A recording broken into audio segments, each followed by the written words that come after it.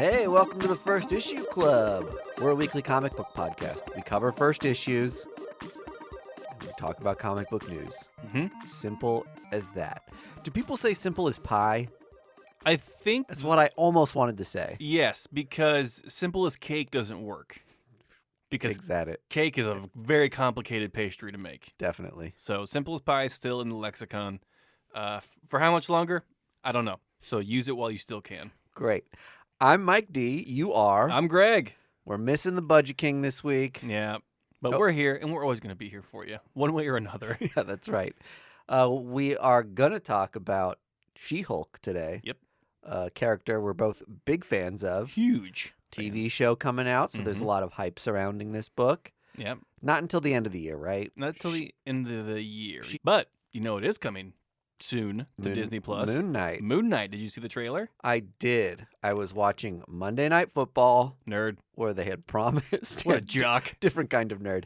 Where they had promised to show the trailer, and I watched it. And what better way to get comic book inside kid nerd boys Yeah. and girls Mhm. to watch your sports ball game than to promise them nerd shit? When they came back from the commercial, the people doing commentary were like, wow, how about that? Moon Knight.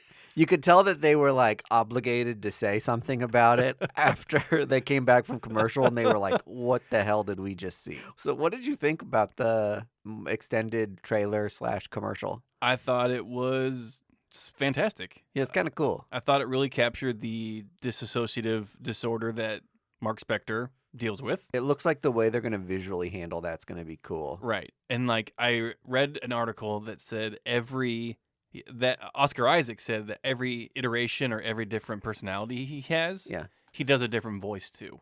Oh, weird. So like he has different inflections for different personas he's taking on, Okay. which is like kind of some weird Jim Carrey-esque shit. Yeah. Like it either works or it sucks. Mm-hmm. So I'm very excited to see if it works. But I loved the costume. The costume was great. I thought the costume looked a little corny. The eyes are the only thing I'm just like, what's going on there? Yeah. What's with the glowing eyes? I didn't like the glowing eyes. And all the Marvel suits look like they're made out of leather. Yeah, he looked a little too clean and put together. Like when I picture Moon Knight, and I know they always portray him as very stark white in the comics, Mm-hmm. but I just imagine if some ancient scary entity put you in like a fashionable mummy outfit, that in reality it would look a little rougher around the edges. Yeah. But he looks like He he's looks- going to a white party. You know what I mean? Yeah, P. Diddy just called him. He said, Mark, get here Yeah. ASAP. Don't wear a lick of another color. Oh, you're not getting on the yacht. Yeah, right, exactly. And yeah, I agree. Maybe it'll get dirtier as the series goes on Well, could be. because Moon Knight's a messy bitch. Like, he's not a clean guy. Someone steps on his wife loafers and he's like, oh my God, You what scuffed- did you just You do? scuffed my Air Force He's Ones, wearing dude. White Air Force Ones. Oh my God.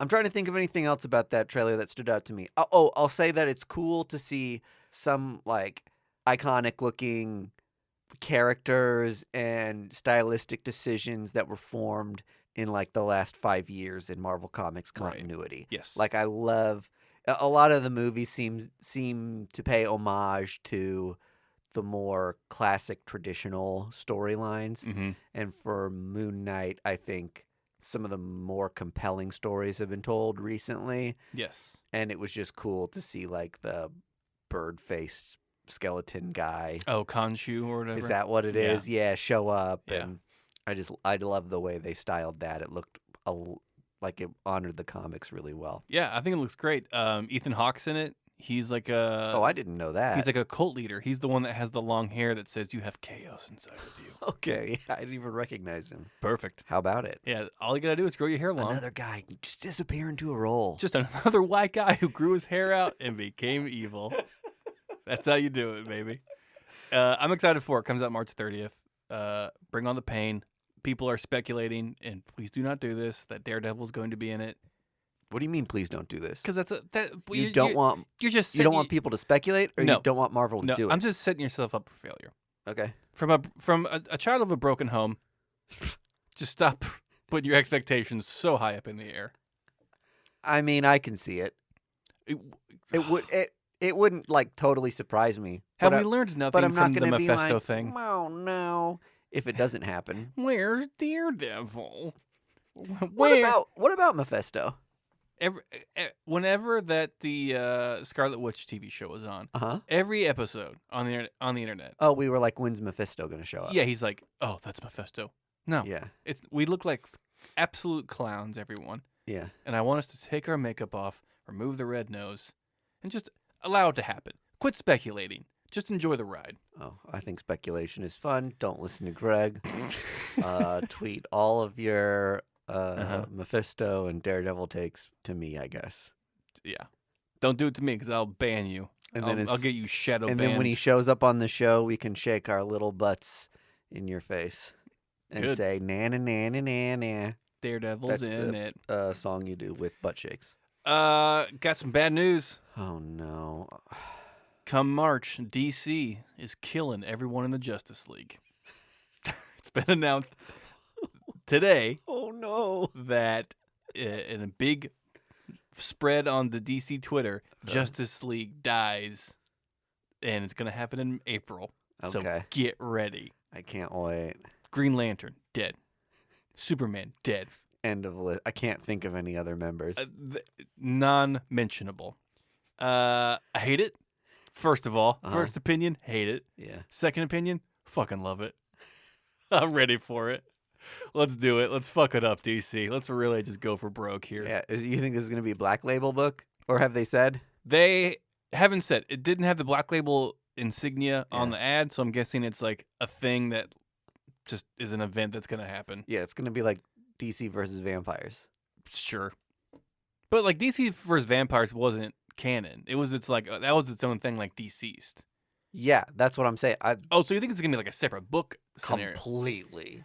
The Justice League dying, we don't want to mess with that and all the other titles they have going on. I bet you they're going to try. You think so? This is like the next future state thing where it's like all-encompassing of all the books they've got going on. Yeah, this may be like the reboot. Okay, I'm just trying to like realistically think here. You can't kill Batman. Many have tried. I'm trying to think of like they haven't really set up another character to take the mantle. Jace. You think? Jace Fox. Yeah. Oh, that's true. So he's just Batman for a little bit. Yeah. These characters are not going to die, folks. Let's just they're going to put it right disappear there on for the a little table. bit. Okay.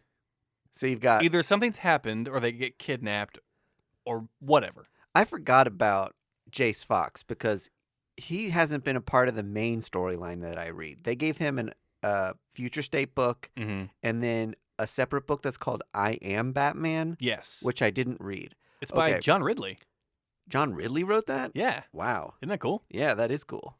Okay, so Batman, I'm corrected. Completely replaceable. They've got Jace Fox set up and ready to go. Superman, his son. I got John Kent. Yeah, you got... He's a real hot character right now. Superboy. Yep. Supergirl. Wonder Woman, we've got either... You could put Wonder Girl right in there. You could put Wonder Girl, who we're talking about. Yara Flor is the Wonder Girl we're talking about. Or you could do Nubia. Ooh, that's a good choice, as a replacement for Wonder Woman for the time being. And then... Green Lantern. There's a million of those. Yep. Specifically the woman that's in Far Sector or that got kicked off in that book. Yeah, she is in a different sector of space, though. Oh, okay. So it'd probably be, she gets resectored. Yeah, because in the... she gets either a promotion or demotion. Yeah, right. In the ad, it's Earth? John Stewart, who's going to die. Okay. Which, why not Hal? Sure. You know, why not? And then the Flash, which take your pick. Yeah, too many other Flashes to name. Right. I mean, a couple more Flashes could die if you ask me. They introduced, was it a younger woman or a teenage girl as like a... Yeah, in Teen Titans or Young Justice. In Young Justice. Yeah, and she was the one where she wasn't chosen, but she found a ring and was able to like hack it. Okay. And so she was using technology to use the ring at the same time. Yeah. Kind of a cool take. So, folks, just brace yourself. April's not going to be fun. It's going to be a little messy. There's going to be a ton of books that they're going to force you to buy. I'm here to tell you, you don't have to buy them. Was Martian Manhunter in the promo? Can't remember. I can't remember. Okay. I don't really pay attention to Martian Manhunter. Mm-hmm. Not that I don't like him. He just kind of fades into the background for me. Yeah. He'll be replaced with Earth Martian Hunter. Elon Musk. Played by Elon Musk. Father Elon. Father Elon. Okay. Any other news before we get into Shulk? My abbreviation for She-Hulk. There's a couple things happening at Marvel right now that, I mean, we can talk about it. So, Silk, number one that came out today that we're not going to cover, that we're going to touch on in the Patreon a little bit. Okay. It's a new number one. We covered Silk Volume 1 less than a year ago. I think less than a year ago. And this is another 1 of 5 series. Thank you. Don't make these volumes. Make them ongoing, for God's sake. Silk is going to have as many volumes as Amazing Spider-Man has at this pace. Amazing Spider-Man is at what, like 4 or 5 volumes? Amazing Spider-Man's at 6 volumes. 6 volumes? Yes. God. But even still, Silk is probably on its 3rd or 4th by now. Silk's on its 2nd. No. Or maybe 3rd. It's gotta be. It 3. would have to be at minimum 3 because they did an original arc, the 5-issue series that was just called Silk, and then this new series just called Silk. Sure. Yes. I love when we just hash out for we just talk semantics, clarity and semantics on this. I mean, it's just like, and the only thing that's changed from the book that we covered less than a year ago and the book now is the author has changed, and that's it. Nothing in the timeline's changed. It's still the same story. There's no reason they had to start over with a new number one. It's fucking maddening. And Moon Knight is doing the same thing here pretty soon. Are they? And it's irritating. Yeah. Because it forces us to cover it on the show. Because it's a first issue. My collector brain says I like them to keep the legacy numbering and don't redo a volume unless something crazy major happens. Yeah. But like just this week, Teenie Howard took over Catwoman, and they're going in a new direction from Ram V, who did 50 issues or more. He did a fucking of ton. Catwoman, and Marvel would have 100% made Catwoman number one, but instead it was 54 or whatever. And I almost missed it at my comic shop because I don't read that ongoing, but I love Teenie Howard, and I just happened to catch it and be like, oh yeah, that changed. However, so sometimes I appreciate it as a consumer being like, great, new jumping on point, new creative team, sure. Yeah.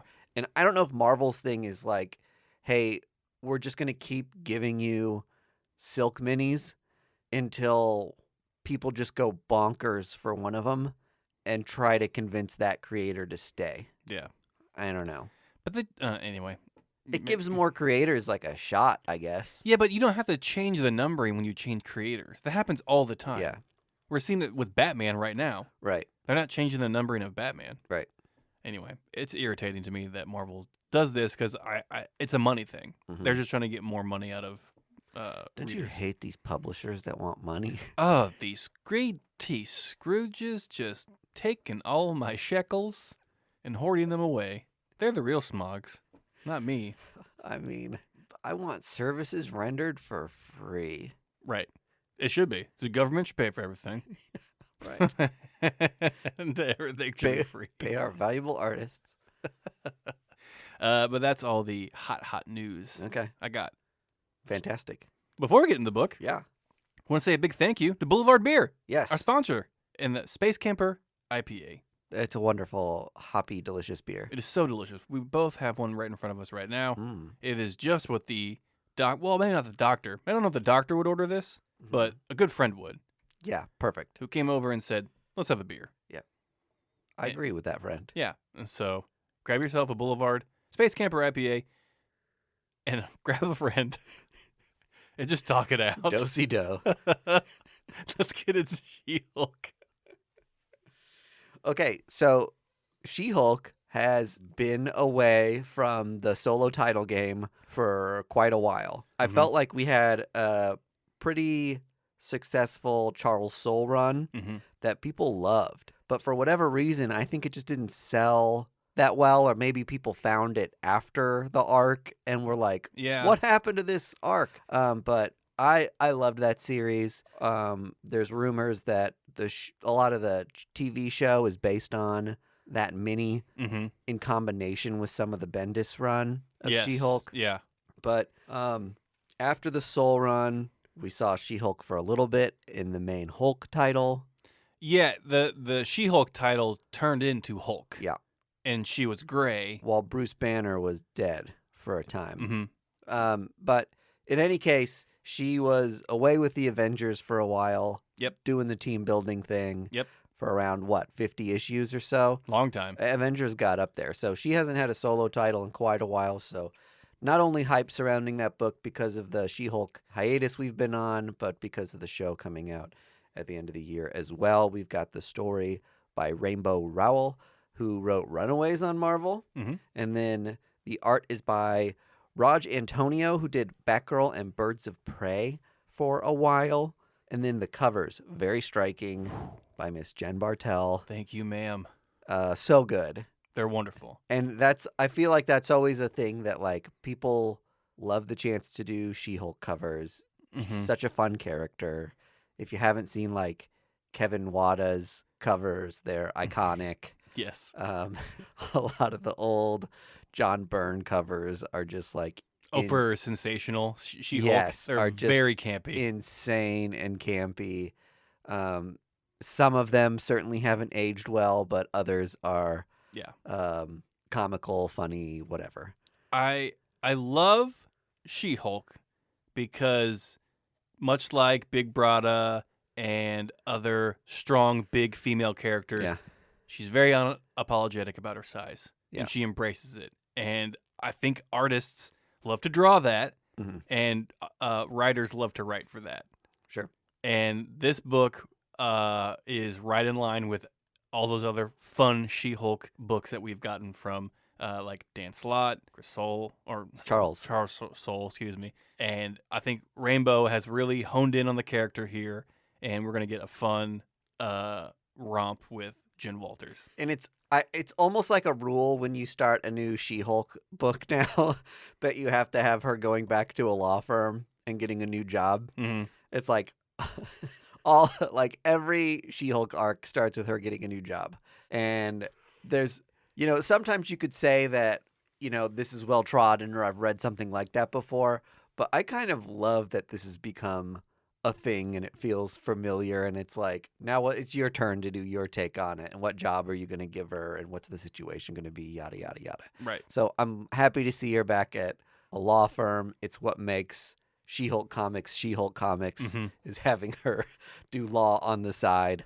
So, well, it's awesome because they kind of like inadvertently touch on that being a superhero isn't a paying gig. Yeah, right. They're not getting a paycheck for this. And so when she has left the Avengers for the time being, she's like, I need cash because I am broke as shit. Yeah. And so she relies on her law degree to get a job at a law firm. And it's funny because in multiple times in this book, people are just like, do you need some cash? I know. Like, we can loan you some money. Well, we find her in a very out of sorts place because not only was she, living in Avengers Mansion and doesn't have like her own place to go back to, but she kind of lost herself for the however many years the Avengers book was running. Right. Because she was that super hyped up berserker mode little kid Hulk that we often see Bruce Banner in, but we almost never see She-Hulk in that overraged, can't think sort of state. Yeah. So her coming to in, what was it, Avengers 800 or 750 or whatever that anniversary book was that came out not that long ago, was kind of the unraveling of that. And now we get to see her pick up the pieces. It's fun to see Janet Van Dyne kind of giving her a place to live, which is somewhere she's lived before. So another kind of like back to basics, back to the things we love about She-Hulk. Good to have her like in Manhattan, mixing it up with all the New Yorkers. Yeah. Great first book. I loved the interaction with Titania and how they come to the agreement of like, listen, we don't have to be enemies. We can just have our own secret fight club Yeah, we'll be sparring partners. and just beat the shit out of each other just to blow off some steam. Yeah, that was Which is great because these two women are gigantic. Yeah. And they're like, we got to blow off some steam somehow. Why don't we just beat the crap out of each other? I love that. Those two characters have hated each other for so long. And at this point, to come back after years and say, like, I'm coming to fight you, but, like, I don't really know why. Mm-hmm. And we're hashing this out. Yeah, setting the terms. And then it turns into an old friend thing. And Titania's eventually like, hey, Jen, do you need to borrow some clothes? Yeah, do you want to talk about it? Like, you just don't seem right. So good. And we've seen Titania lately in Gamma Flight. Mm-hmm. And she's kind of, partially reformed as a hero now. Yeah. And I always hate when in the Marvel continuity or Marvel universe where they've, in some sense, rehabilitated a villain Mm-hmm. and they become someone you can root for. And then the next time another creator uses them, it's like, my pencil broke. So now Right. I'm back to like wanting to kill the Earth. I came to my senses. So it was good to see some of that still in Yeah. She-Hulk's villain, and maybe there's a team up with someone who used to be her arch enemy. Mm-hmm. So I just love the dynamic they're approaching that with, at least for now. Right. I think, yeah, these are two women trying to find common ground with one another. Will they be frenemies? Probably. Yeah.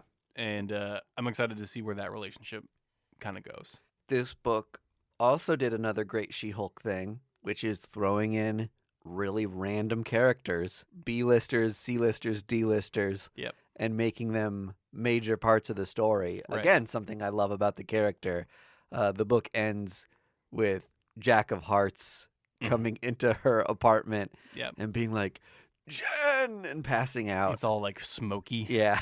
So he just got his ass kicked or something. We don't know. Yeah, we saw Jack of Hearts last in a Fantastic Four book that came out recently, so I'm sure that's all tied, or it is coming out. It's all tied in somehow. Yeah. So it's just fun. It's a fun book, and She-Hulk has never been a book that's been super serious. Mhm. Like Savage She-Hulk, created by Stan Lee, was kind of campy, and then John Byrne famously did his sensational She-Hulk. Fourth wall breaking. Oh my god! Like That was the first time. Deadpool before Deadpool. That was the first time I ever read a comic like that. That was like aware of the reader. She-Hulk talks directly to the reader. right, and people loved that run. The most serious I recall this book ever getting was when it turned into Hulk. Right, because that was a spill out from Civil War II, Yeah. where Captain Marvel betrayed everyone, and Yep. like she got really butthurt about it. And Bruce,